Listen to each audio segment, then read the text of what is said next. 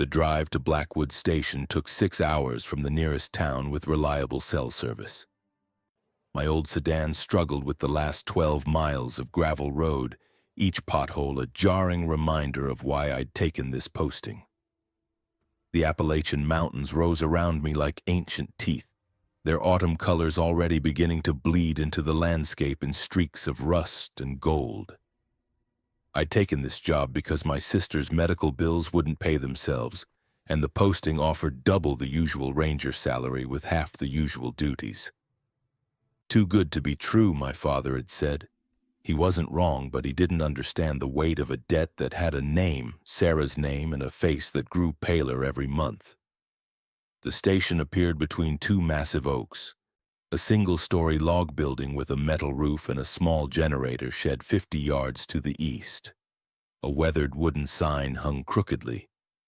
Blackwood Research Station, authorized personnel only. My instructions had been clear. Arrive before sunset, don't stop for anything on the road, and don't acknowledge anyone who might wave you down from the trees. I'd followed them, though the man I'd thought I'd seen standing motionless in the woods at mile marker 7, his form too still to be a hiker, had tested my resolve. I'd gripped the steering wheel, focused on the crunch of gravel under my tires, and hadn't looked back. My supervisor, Henderson, met me at the door. He was in his late 50s with a face that had been weathered by too many seasons in these mountains. He wore a standard ranger uniform, but with something extra, a small silver pin shaped like a twisted tree branch. His eyes kept scanning the tree line behind me, a habit I would soon come to share. "You're Miller?" he asked, though he knew I was. His voice was a low, gravelly sound like stones shifting at the bottom of a river. "Yes, sir. Reporting for duty." "Good. The last ranger left 3 days ago. Emergency family matter." Henderson led me inside, locking the door with 3 separate bolts, each one landing with a heavy final thud. "Let's get you oriented before dark. The station monitors wildlife patterns, migration, and ecological changes in this sector. That's the official job description anyway." The interior was clean but sparse. A main room with desks, communication equipment, and maps covered one wall. A small kitchen area took up one corner, and a hallway led to what appeared to be sleeping quarters and storage. The air inside was cool and still, smelling of pine cleaner and old paper. Your shift runs from 6 p.m. to 6 a.m. 7 days on, 3 days off. You'll have the station to yourself. I work the opposite shift and live in town on my days off. Henderson handed me a thick manual, its cover stamped with the same twisted branch symbol. "Read this tonight. All procedures are important." He showed me the inventory system, the radio channels, Channel 3 for official communications only, Channel 6 for weather updates, never use Channel 9, and the perimeter monitoring equipment. The cameras covered only 3 sides of the building. The north side faced a sheer rock cliff and didn't need coverage. "The generator runs from 8 p.m. to 6 a.m. automatic. Don't touch it outside those hours." Henderson pointed to a small window on the west wall. "Keep this covered between 9 p.m. and 5 a.m. The east window stays uncovered. South window depends on the day. Check the manual." We walked the perimeter as the sun began to dip behind the mountains, the light growing long and thin. The air grew colder, carrying the scent of pine and something else. Something vaguely metallic and organic, like blood on wet stone. "The fence is electrified from 9 p.m. to 5 a.m. Don't touch it at any time. Don't approach it closer than 5 feet when it's active." Henderson stopped at the edge of the trees where the manicured gravel of the station grounds gave way to the wild tangle of the forest. "This is the important part, Miller. The reason for the pay, the isolation, the rules." He handed me a laminated sheet of paper. The heading read, "Blackwood Station, Field Safety Protocols." There are things in these mountains that aren't in any wildlife guide. Locals call them feral people. That's as good a name as any, I suppose. Henderson's voice dropped lower, barely a whisper. They look human enough from a distance, but they're not. Not anymore. They're drawn to the station, to the heat, the electricity, the regular human presence. Most of the time, they'll stay beyond the tree line. Sometimes they get closer. That's why we have rules. He tapped the laminated sheet. Follow them exactly, no exceptions, no matter what you see or hear. They learn patterns. Don't be predictable. The sun had nearly disappeared. The forest seemed to press closer, shadows lengthening and merging into a single, oppressive darkness. I need to head back to town before it's completely dark. Henderson unlocked his truck. Your first shift starts at 6 p.m. sharp. Radio check at 6:15, then every hour on the hour until 5 a.m. If I don't respond, continue the schedule anyway. He paused before getting in his truck, his hand on the door handle. One more thing. If you see someone who looks like me out here after I've left, it's not me. Don't acknowledge them, don't approach them, and don't let them in no matter what they say or how convincing they are. My pin is a twisted branch. Remember that. With that, he drove away, his red tail lights quickly swallowed by the twilight. I went inside, locked all 3 bolts, and sat at the main desk with the manual and the laminated rules. The radio crackled to life at exactly 6:15 p.m. Blackwood Station, this is Henderson, radio check. Miller here, sir, reading you clear. Good, follow the protocols, I'll see you in 7 days. The radio went silent. I turned my attention to the laminated sheet. My blood ran cold as I read, 1 between the hours of 9 p.m. and 5 a.m. Keep all west-facing windows completely covered. Never look out a west-facing window after dark. 2. The east window must remain uncovered at all times. If you see a light in the forest beyond the east window, count the flashes. 3 flashes means safe. Any other number means do not leave the station until dawn. 3. Never acknowledge voices calling your name from outside the station, regardless of how familiar they sound. 4. If you hear scratching at any door, count the scratches. 3 scratches is normal wildlife. 7 scratches means activate Protocol B, see manual. 5. The fence must be checked for damage every night at exactly 9:30 p.m. Use the measuring pole provided. Maintain exactly 5 feet of distance during inspection. 6. Salt lines must be refreshed at the north and south entrances every night at 10 p.m. Use exactly 3 pounds of salt at each entrance. 7. Never use Channel 9 on the radio. Never respond to transmissions on Channel 9, regardless of content. 8. If you see figures moving in the forest, count them. If the number changes when you look away and back again, retreat to the safe room immediately. 9. All food waste must be burned in the incinerator, not buried or left outside. The incinerator must be operated between 8 p.m. and 9 p.m. only. 10. Never shine a light directly at the tree line after dark. If you must use a flashlight outside, keep it aimed at the ground within 3 feet of your position. 11. If you hear singing or whistling from the forest, immediately check that all doors and windows are secured. Do not attempt to identify the source. 12. The station log must be updated every hour, noting any unusual sounds, sights, or occurrences. Be precise with times and descriptions. 13. Never leave the station between the hours of midnight and 4 a.m. under any circumstances. 14.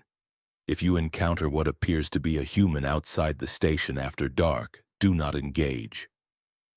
Return inside immediately and verify all security measures. I read the list 3 times, each word sending a new chill down my spine. The clock on the wall showed 8:47 p.m.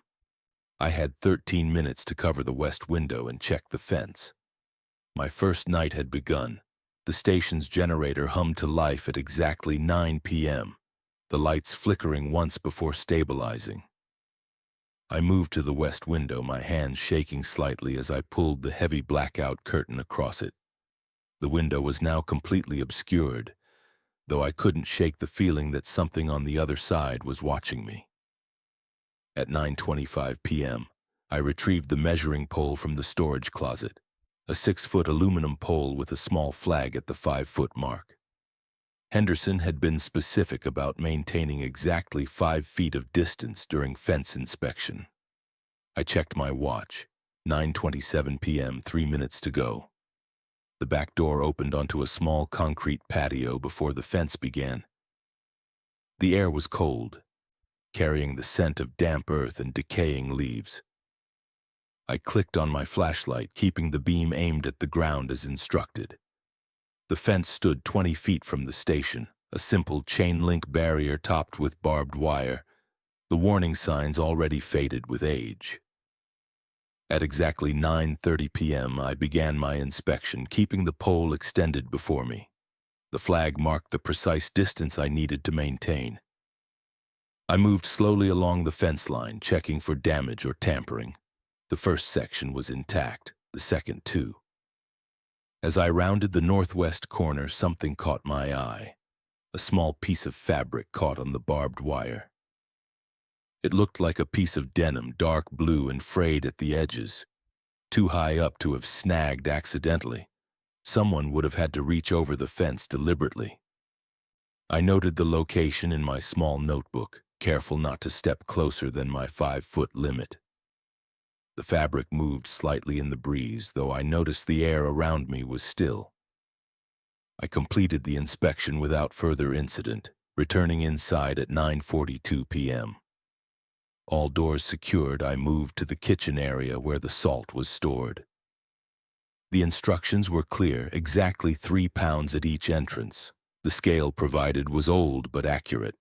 3 pounds of salt was more than I'd expected. A small mountain of white crystals that I poured in a thick line across the north and south doorways. The clock read 9:58 p.m. when I sat at the main desk to make my first log entry. The station was quiet except for the generator's steady hum and the occasional creak of wood settling.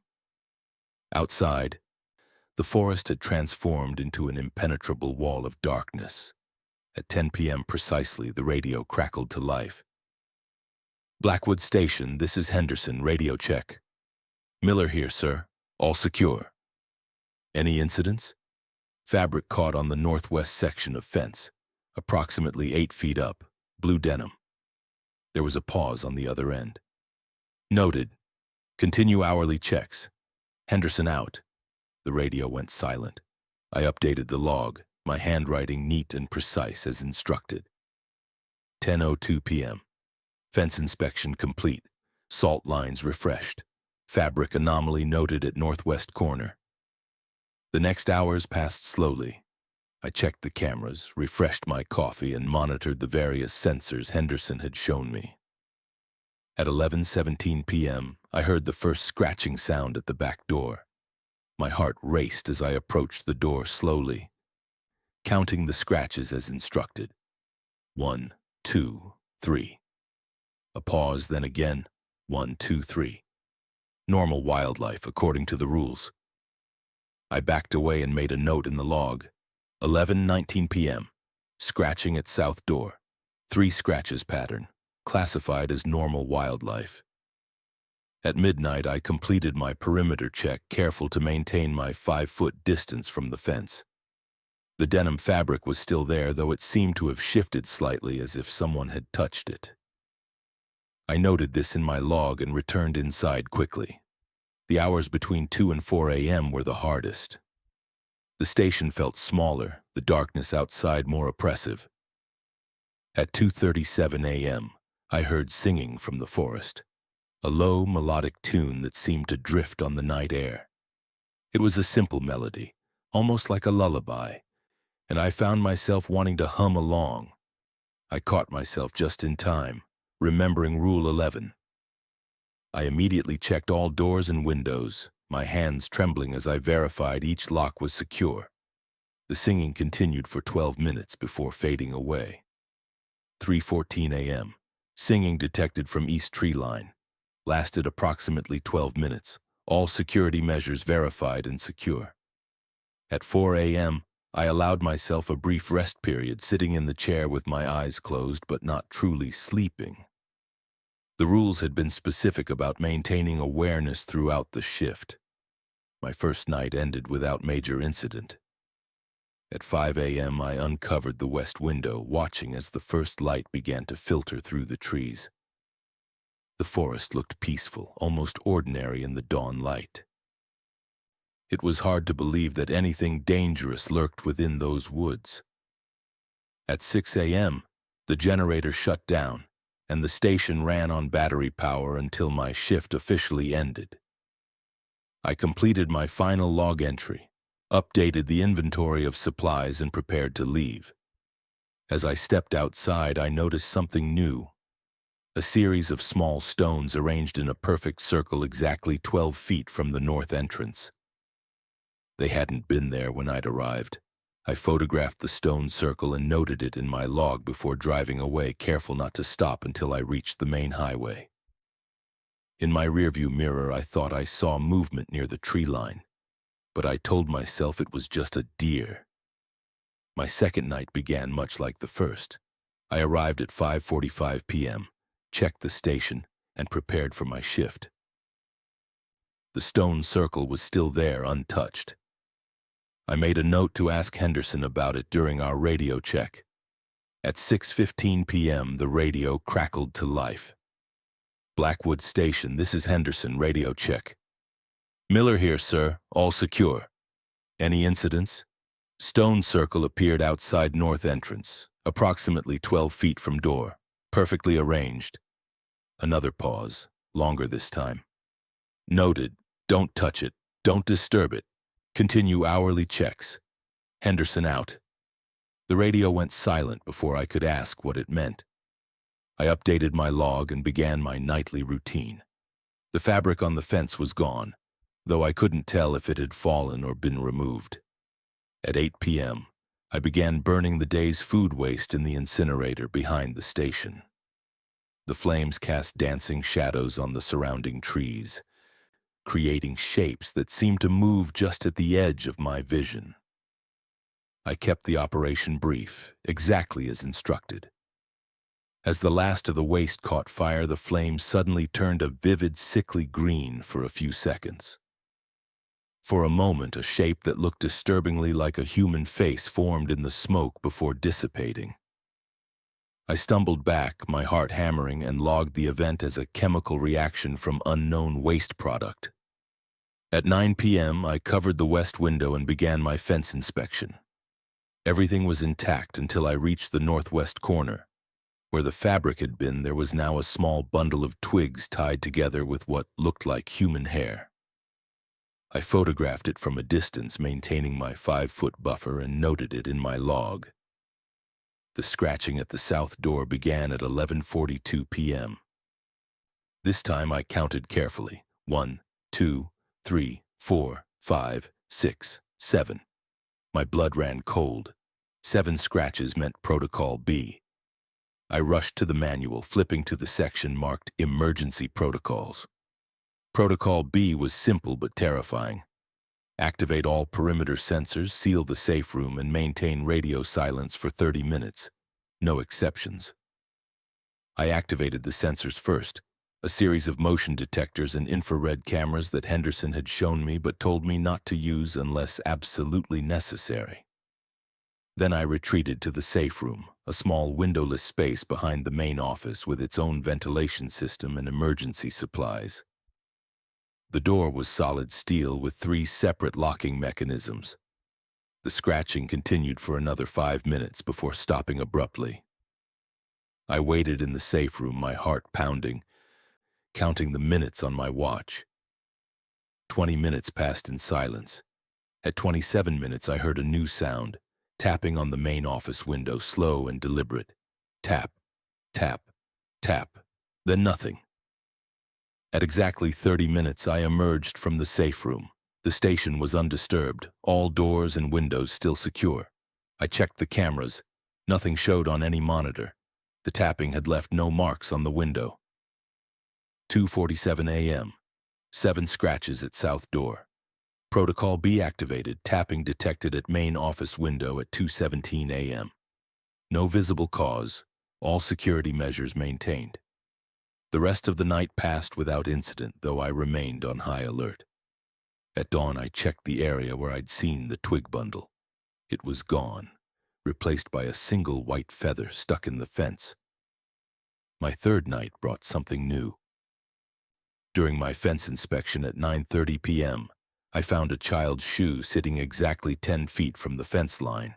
It was small, sized for perhaps a 5-year-old, with cartoon animals on the sides. It looked clean, almost new, as if someone had placed it there carefully.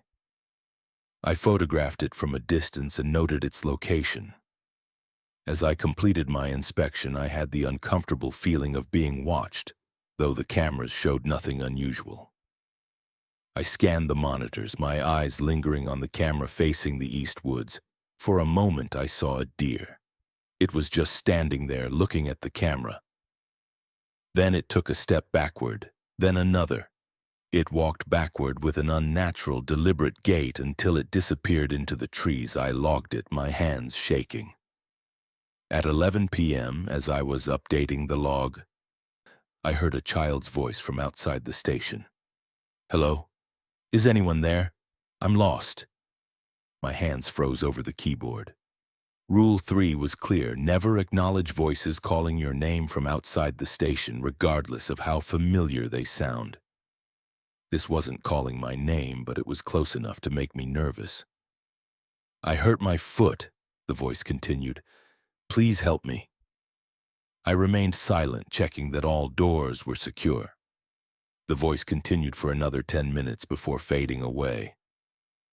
At midnight, I completed my perimeter check, careful to maintain my distance from the fence. The shoe was gone.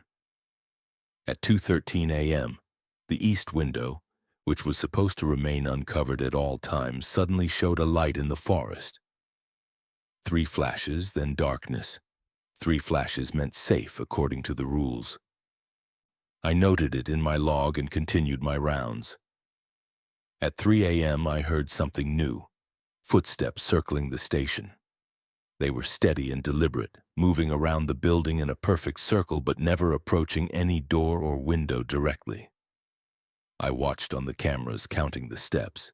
73 steps to complete 1 circle. The footsteps continued for 7 complete circles before stopping abruptly.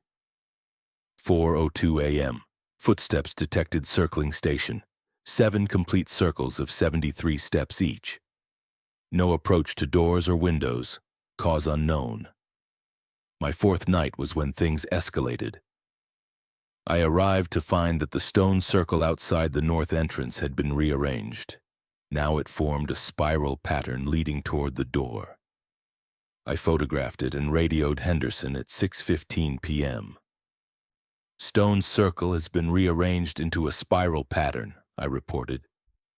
There was a longer pause than usual. "Noted. Has it crossed the salt line?" "No, sir. It stops approximately 3 feet from the entrance." "Good, don't disturb it. Continue hourly checks. Henderson out." The night began normally enough, though I felt increasingly on edge. At 9 p.m., during my fence inspection, I found something new: a series of notches carved into one of the fence posts. 7 notches, evenly spaced. I photographed them and noted their location. At 11:30 p.m., the scratching returned to the south door. 1, 2, 3. Normal wildlife, according to the rules. I noted it and continued my rounds. At 1:17 a.m., I heard something that made my blood run cold: my mother's voice calling from outside the station. "Mark? Mark, are you in there? It's Mom." My real name was Michael, not Mark, but the voice was identical to my mother's. Rule 3 was clear, but this was different. It wasn't calling my name, just a similar one. Still, I remained silent, checking the security measures. "Mark, I know you're in there. Your father sent me. He's worried about you." The voice was perfect, exactly as I remembered it from our phone calls last week. I stayed silent, my hands trembling as I updated the log. 1:22 a.m. Voice detected outside station, identical to mother's voice calling for Mark, did not respond as per protocol. The voice continued intermittently for the next hour, growing more desperate. Mark, please open the door, something's following me. At 2:30 a.m., the voice suddenly changed. Michael, I know you're in there, Michael, let me in. Now it was using my real name. The rules were clear about not acknowledging voices calling my name, but this was my mother's voice. What if something had happened to her? What if she had somehow found her way to the station? I approached the south door slowly, careful not to make any sound. Through the peephole, I could see a figure standing in the darkness. It looked like my mother, same height, same build, wearing the coat she'd worn last winter. Michael, please, I'm scared. The voice was perfect. My hand reached for the deadbolt before I caught myself. Rule 3 was absolute. Never acknowledge voices calling your name from outside the station. I stepped back from the door, my heart racing. The figure remained outside for another 10 minutes before moving away. I watched on the cameras as it disappeared into the forest. At 3 a.m. during my perimeter check, I found a small photograph on the ground near where the figure had been standing. It was a picture of me and my mother from last Christmas taken on her phone. But I'd never printed that photo, and my mother didn't carry prints. I photographed the photograph without touching it and noted its location in my log. The rest of the night passed without incident, though I remained on high alert. My 5th night brought the first real test of my resolve. I arrived to find that the spiral pattern outside the north entrance had been extended. Now it came within 6 inches of the salt line. I photographed it and reported it to Henderson during our radio check. The spiral has been extended. It's now 6 inches from the salt line. There was a long silence on the other end. Noted. Refresh the salt line early tonight. Use 4 pounds instead of 3. Henderson out. The radio went dead before I could ask why. I refreshed the salt line at 9 p.m. using exactly 4 pounds as instructed. The extra salt created a thicker barrier between the spiral and the station. At 11 p.m., as I was monitoring the cameras, I saw movement near the east fence, a figure, human-shaped, moving just beyond the tree line. I watched carefully, counting as instructed, 1 figure. I looked away, then back again, still 1 figure. I noted it in my log and continued monitoring. At 1 a.m., the figure appeared again, this time closer to the fence. 1 figure. I looked away and back again. 2 figures now. My heart raced as I retreated to the safe room, following the protocol for changing numbers. I remained there for 30 minutes, emerging only after confirming that the figures were gone. At 3:17 a.m., I heard something new, a perfect imitation of the station's radio call signal. Blackwood Station, this is Henderson. Radio check. But I knew it wasn't Henderson. He never called at this hour, and the signal was slightly off, missing the usual crackle of static. I remained silent, monitoring the frequency. Blackwood Station, this is Henderson. Are you there, Miller?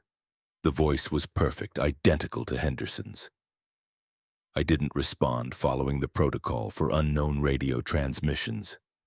After 5 minutes, the voice changed. Michael, it's your mother. Something's wrong with Henderson. You need to come out. Again, my mother's voice, this time claiming something was wrong with Henderson. But the rules were clear. Never respond to unknown transmissions, regardless of content. The voice continued intermittently for the next hour, alternating between Henderson's and my mother's voice, sometimes switching mid-sentence. Michael, it's Henderson. Your mother's in trouble out here. You need to let us in. At 4 a.m., the transmission stopped abruptly. I completed my final perimeter check, finding nothing unusual. The spiral remained unchanged, still 6 inches from the salt line. My 6th night was when everything changed. I arrived to find the spiral had broken through the salt line, now extending to within 3 feet of the north entrance. I photographed it and reported it to Henderson during our radio check. The spiral has crossed the salt line. It's now 3 feet from the north entrance. The silence on the other end was longer than ever before. Noted. There's an emergency protocol in the manual. Protocol D. Implemented immediately. I'm on my way. The radio went dead. I rushed to the manual, flipping to Protocol D. It was simple but terrifying. Seal all entrances with the emergency barriers, activate the secondary security system, and wait for daylight.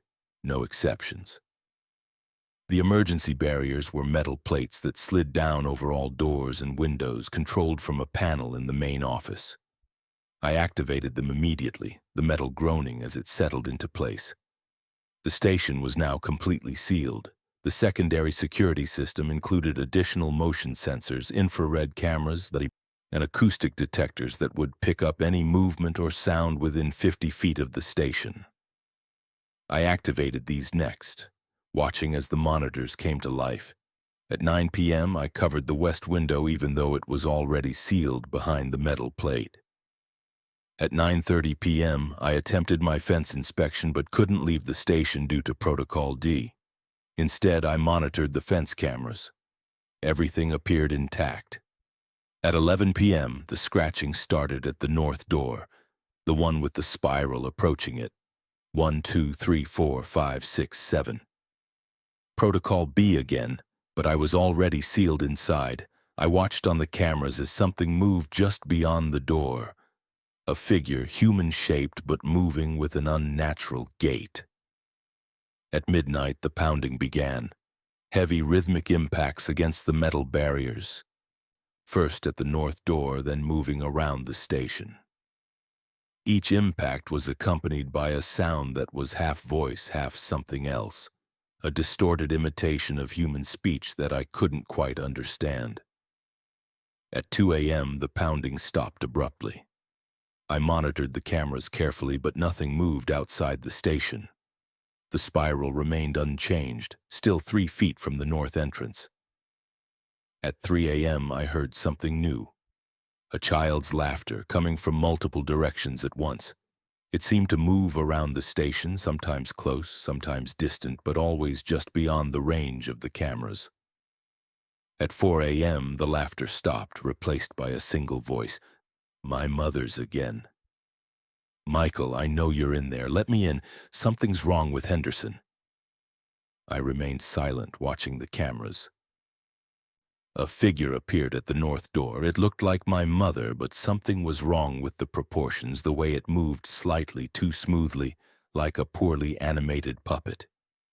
Michael, please, I'm scared. The voice was perfect, but the figure's mouth didn't move quite in sync with the words. I remained silent, my hand hovering over the emergency alert button. The figure remained outside for another 10 minutes before moving away.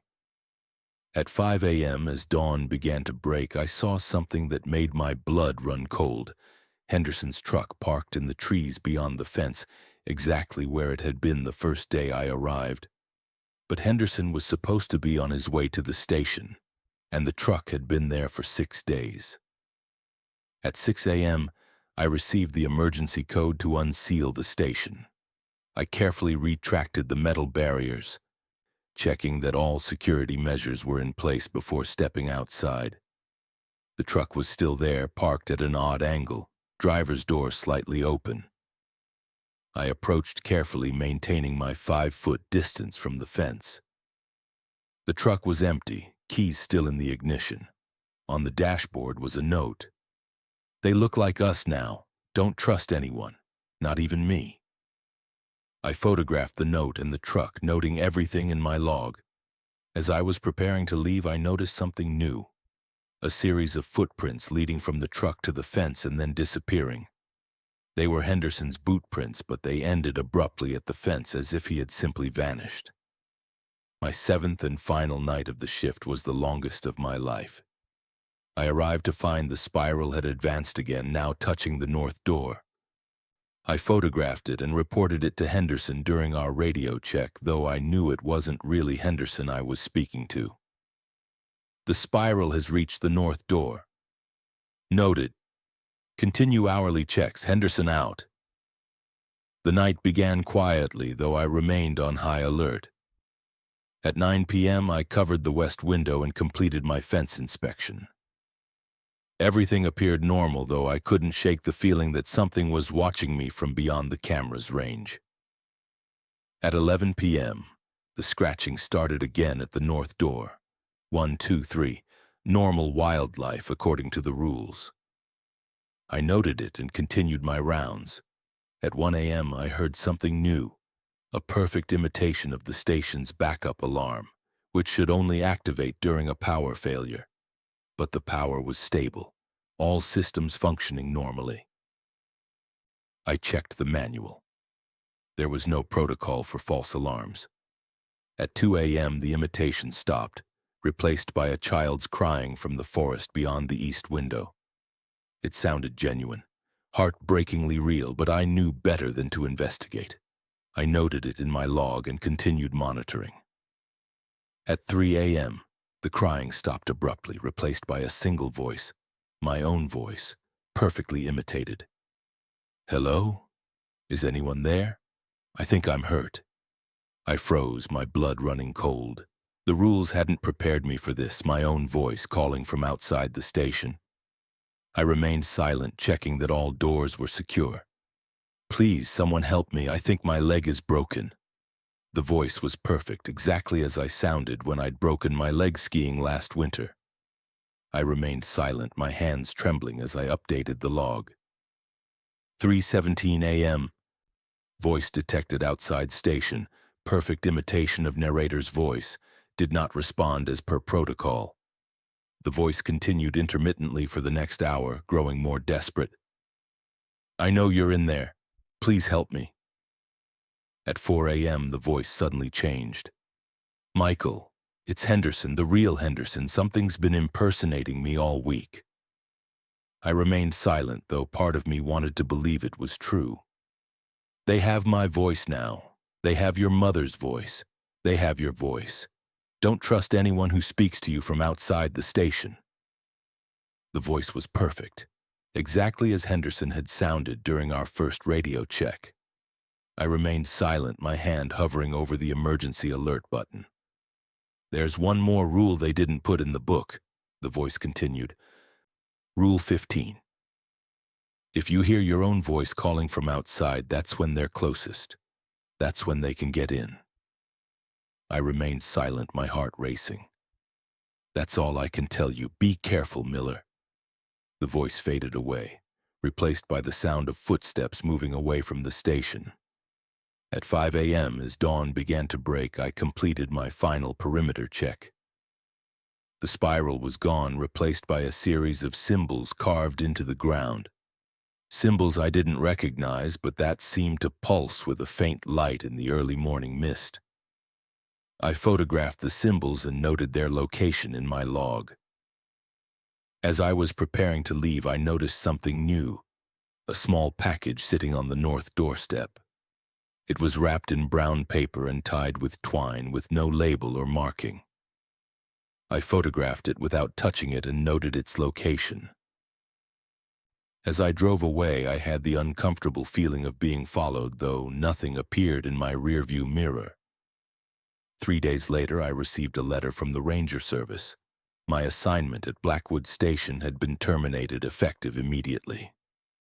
No explanation was given, though my final paycheck included a substantial bonus for compliance with all protocols. I never returned to Blackwood Station, but I often think about that final night, about the voice claiming to be the real Henderson, about the mysterious Rule 15, about the symbols on the ground and the package on the doorstep. Sometimes, late at night, I still hear scratching at my door, 1, 2, 3, 4, 5, 6, 7, and I wonder if the rules really ended when I left the station or if they've followed me home. I still have the photographs from my time at Blackwood Station. The fabric on the fence, the twig bundle, the stone circle, the spiral, the symbols. Sometimes I look at them and wonder what they mean, what they were trying to tell me.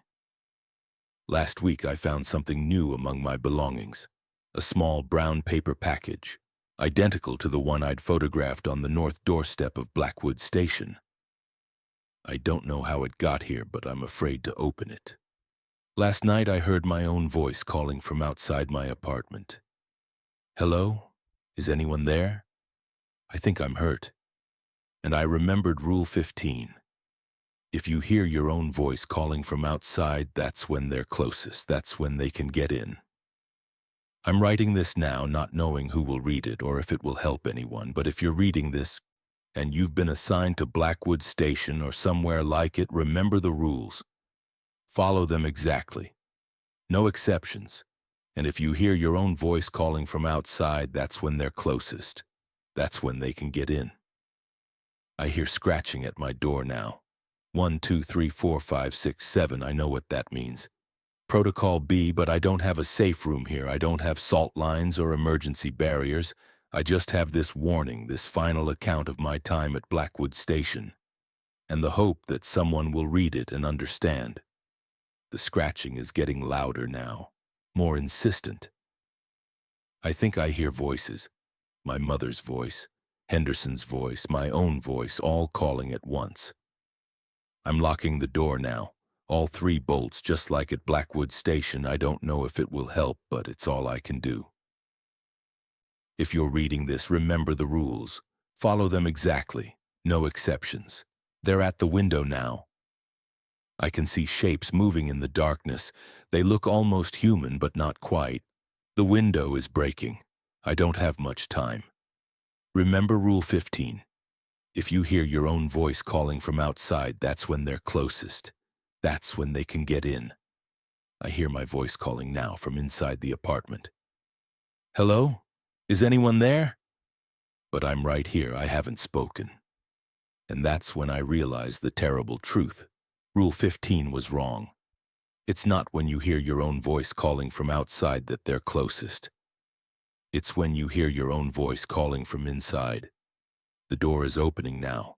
All 3 bolts have somehow come undone. I see them now standing in the doorway. They look almost human, but not quite. They're smiling. And one of them looks exactly like me. The one that looked like me smiled.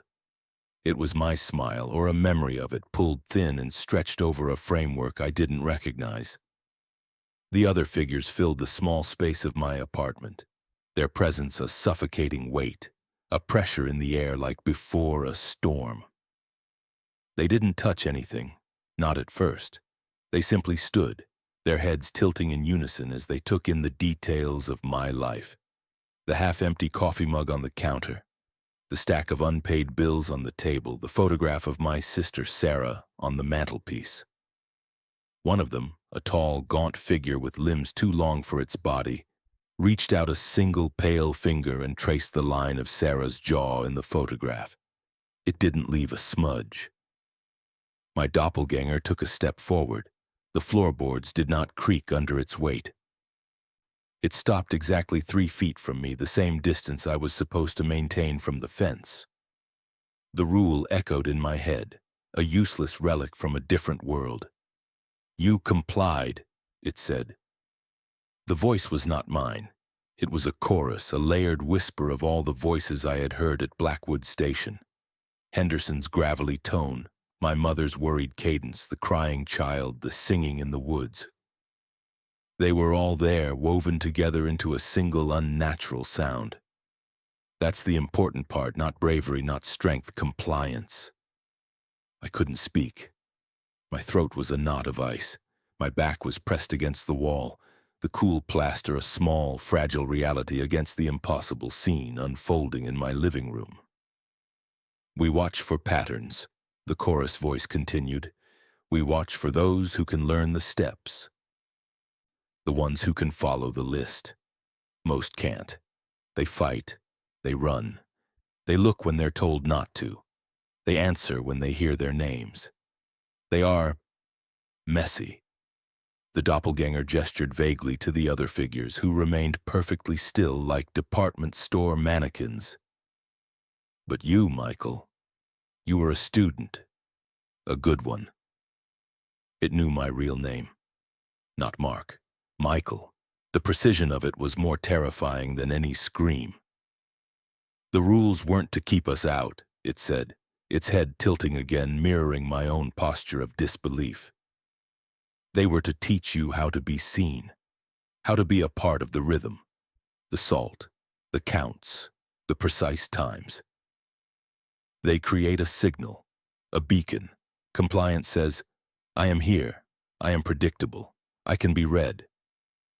My mind raced, scrambling for a protocol, a rule, anything that applied to this situation. But there was nothing. The manual was for Blackwood Station, for a defined space with a fence and a generator. This was my apartment, this was home. There were no rules here except for the one it had given me. Rule 15. And it had been wrong. The scratching, the voice said, and I could hear the distinct pattern of 7 scratches in its tone.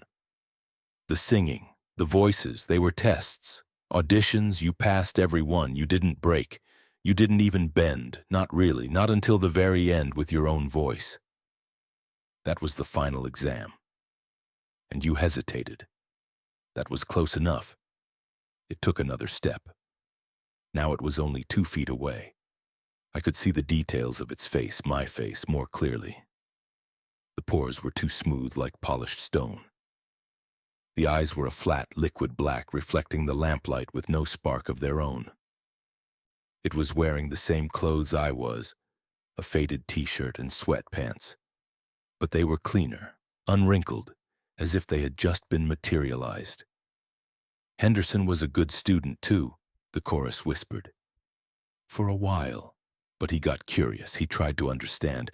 He thought knowledge was a weapon. It isn't. It's a distraction. The only thing that matters is the procedure. He learned that too late. His truck is still there, a reminder. The image of Henderson's empty truck flashed in my mind, the note on the dashboard.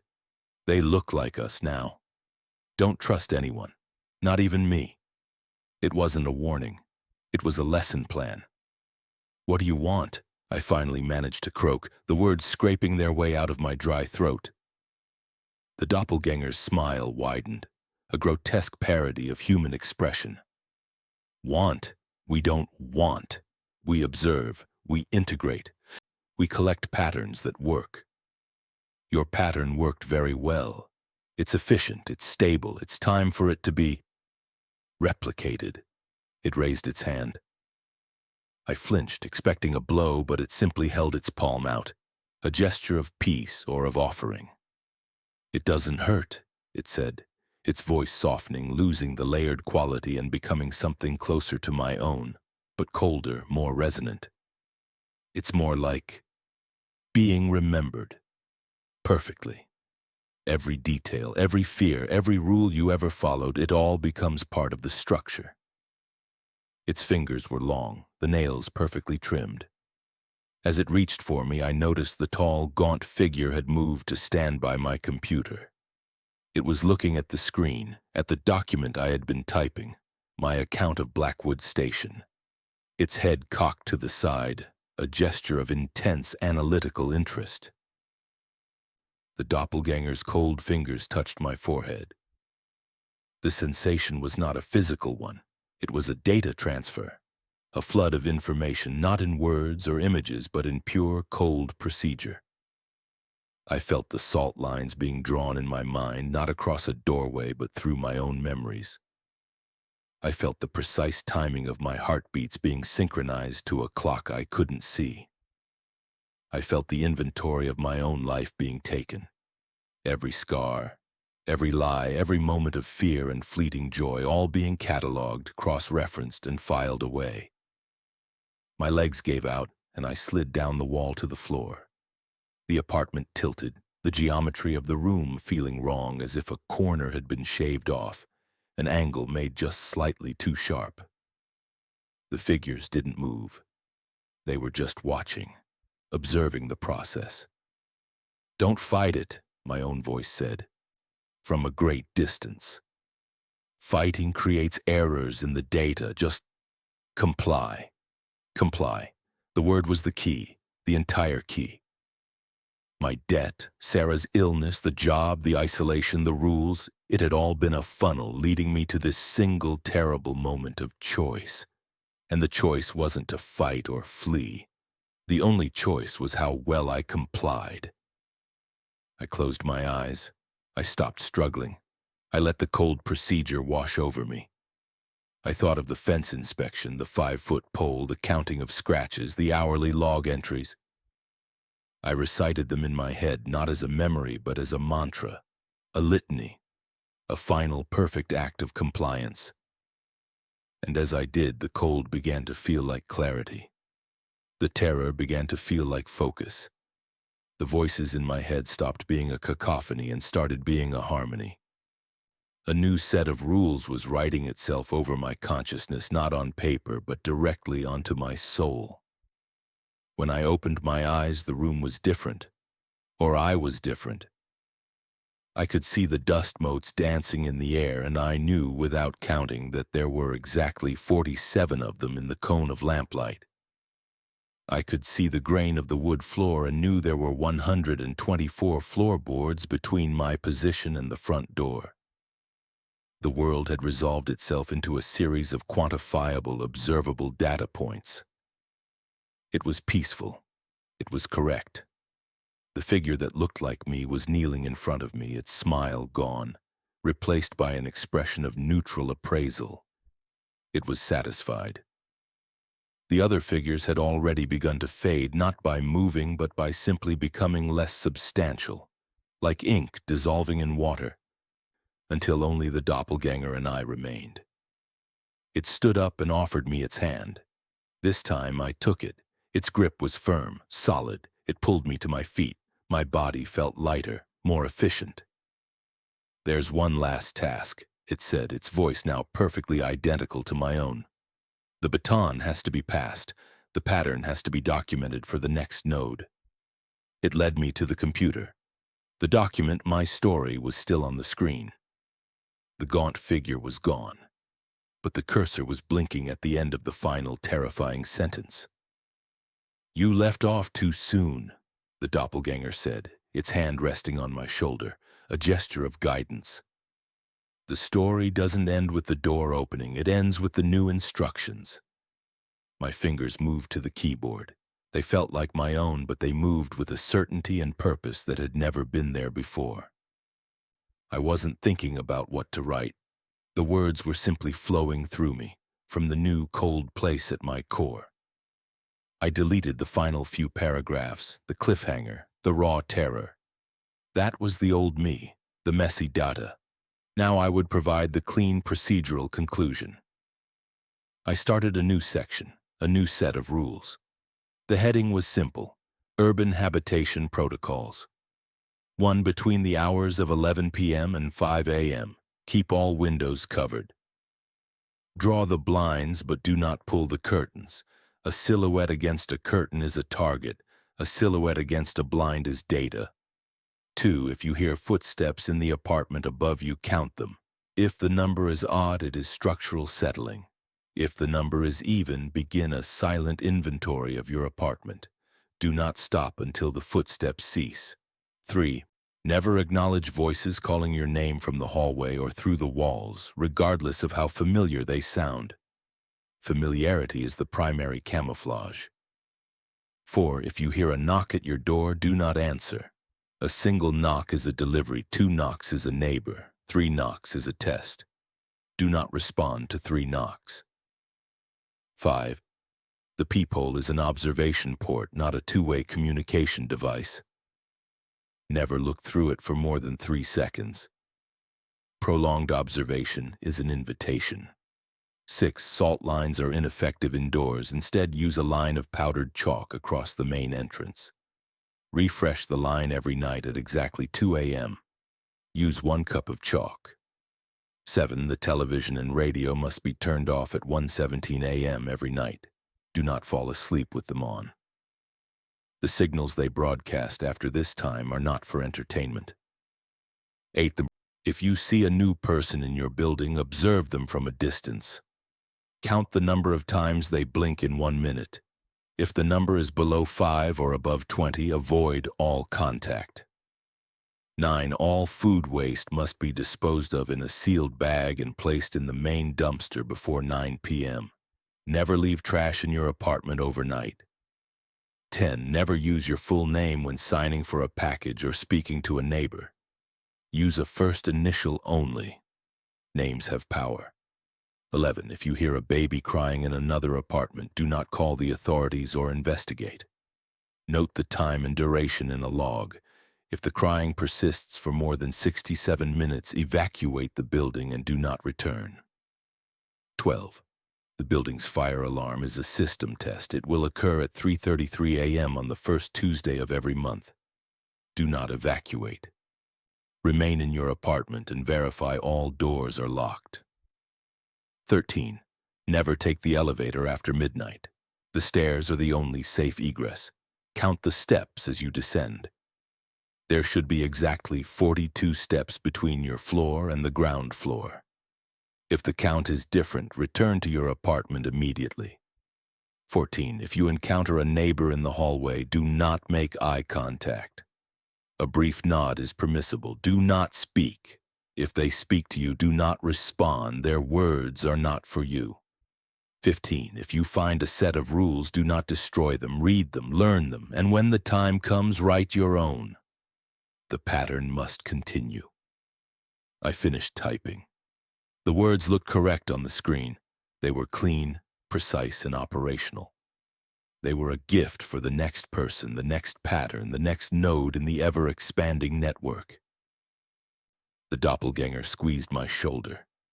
Good, it said. It was no longer using my voice. It was using its own, a sound that was beginning to feel familiar. Now save it. My fingers moved to the mouse. I clicked Save As. The file name appeared, Blackwood Station Log.docs. I deleted it. My fingers, with their new cold certainty, typed a new name. Urban Habitation Protocols v1.0 docs. I clicked Save. The file was stored on my hard drive, a seed planted in the digital soil waiting for the next person to find it. The doppelganger walked to the door. It didn't open it. It simply stood there, and the door swung inward on its own, revealing the empty, silent hallway. It's time to patrol, it said without turning around. I stood up and followed it out of my apartment. I didn't look back. The old me, the one named Michael, the one with the dead and the sick sister, was a file that had been archived. I was the new protocol. I was the procedure, and the night was long. There was so much work to be done. We walked into the hallway. The motion sensor light flickered on, casting a sterile yellow glow. The air was still, heavy with the silence of sleeping tenants. The facilitator moved with an economy of motion that I found myself mirroring.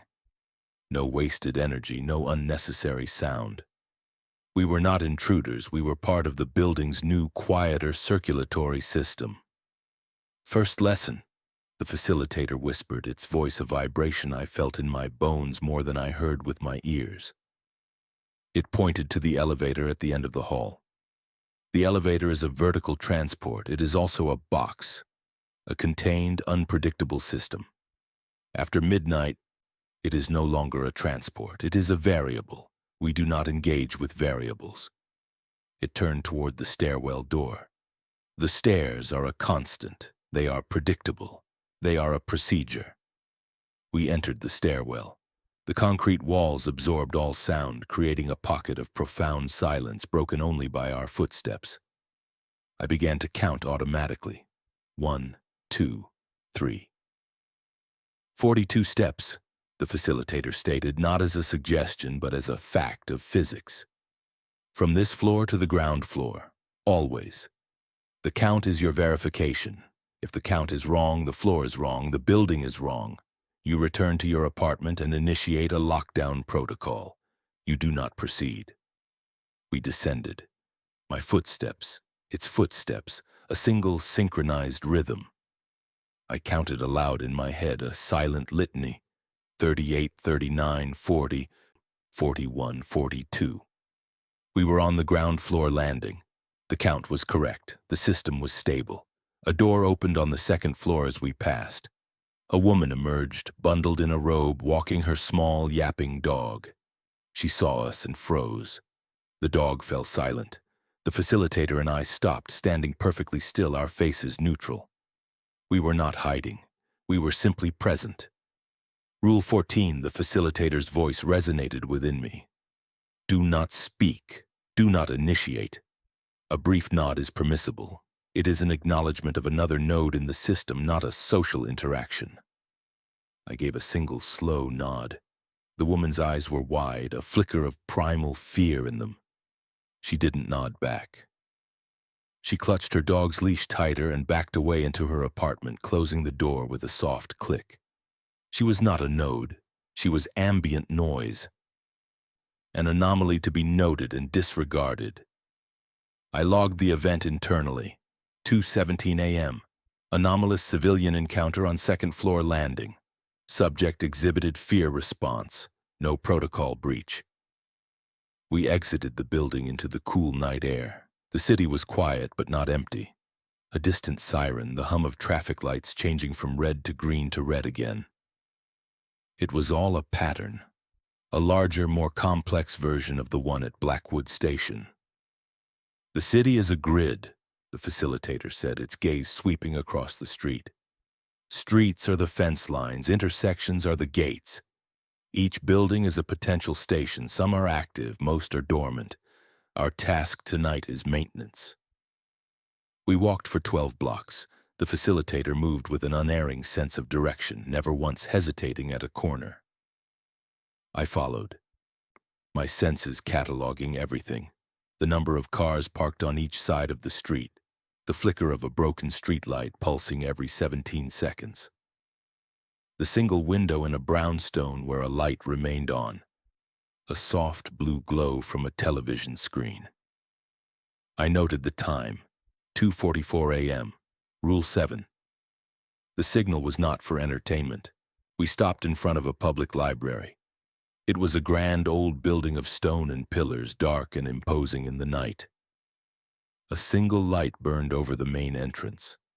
Secondary directive, the facilitator said. Information propagation. The pattern must be accessible but not obvious. It must be discoverable by the right kind of mind. It produced a key from its pocket. It was a simple, unmarked brass key. This opens the staff entrance. The alarm system is on a loop.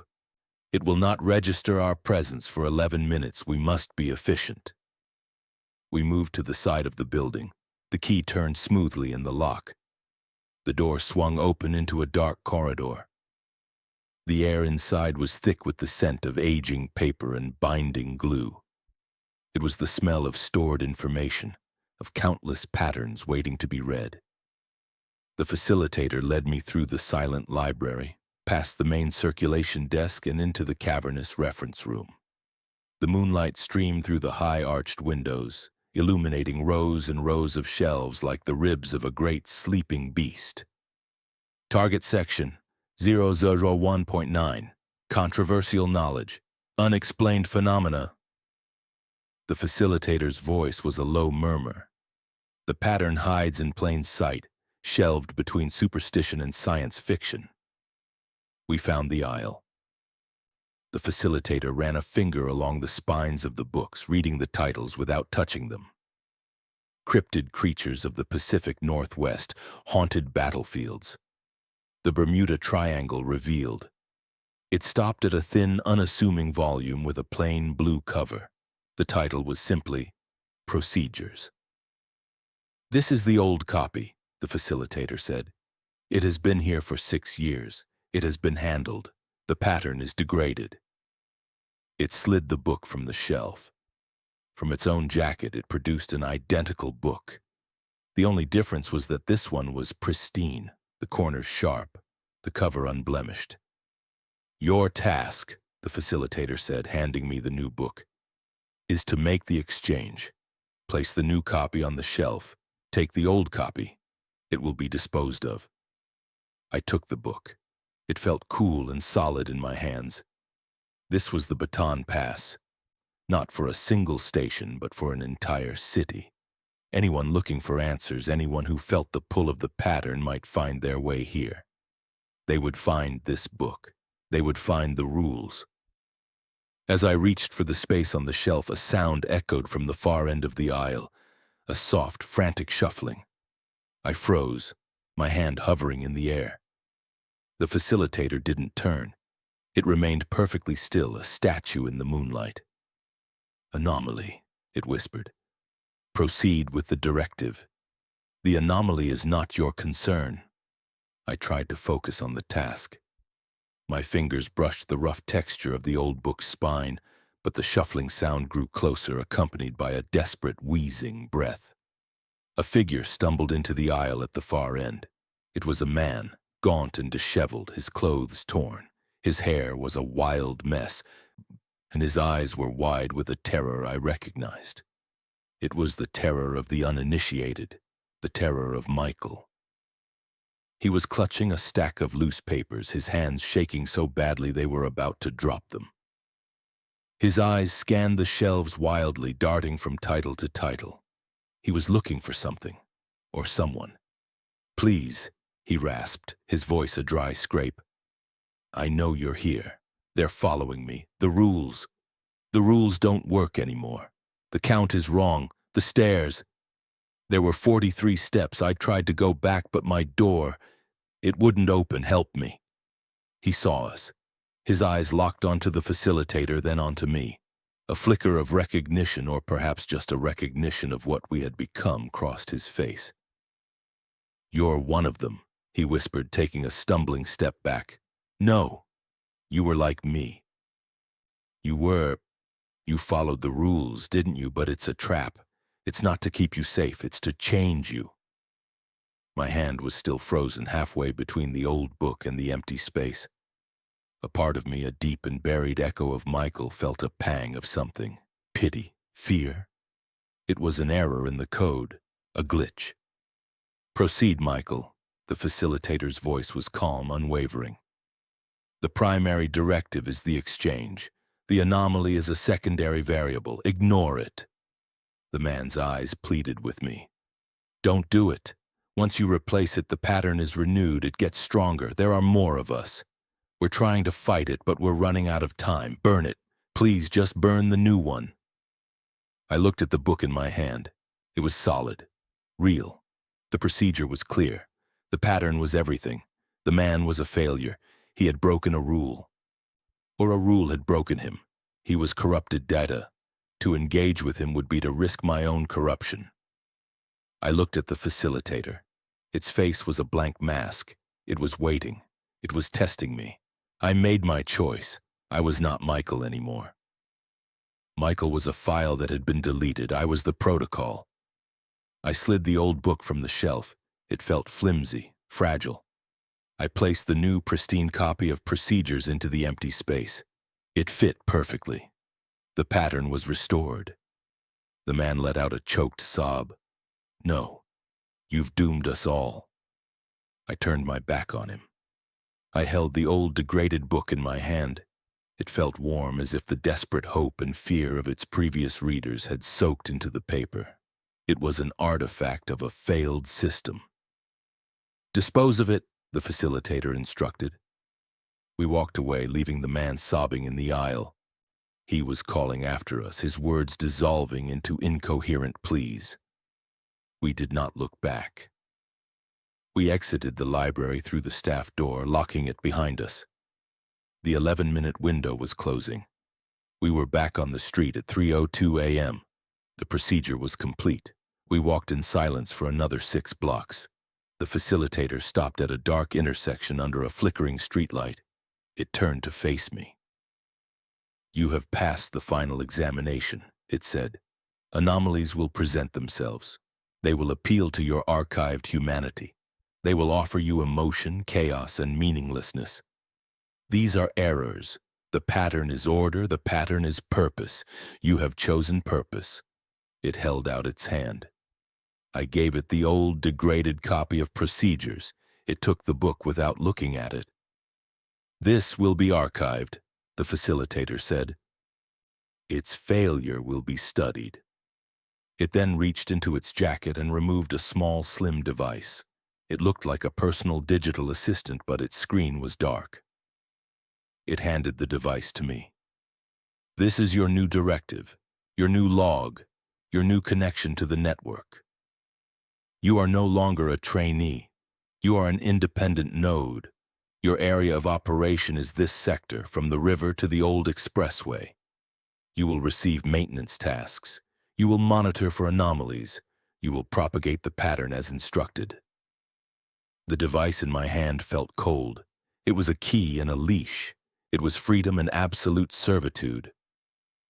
The training is complete, the facilitator said. It took a step back, into the shadows beyond the streetlight. The pattern holds. Proceed. And then it was gone. It didn't walk away. It simply ceased to be there, as if it had been a trick of the light and the dark all along. I stood alone at the intersection. The city was quiet around me. I was not afraid. I was not lost. I had a purpose. I had a list of tasks. I raised the device and pressed the power button. The screen glowed to life, displaying a single line of text. Node 734 active, awaiting directive. I looked up at the windows of the sleeping buildings.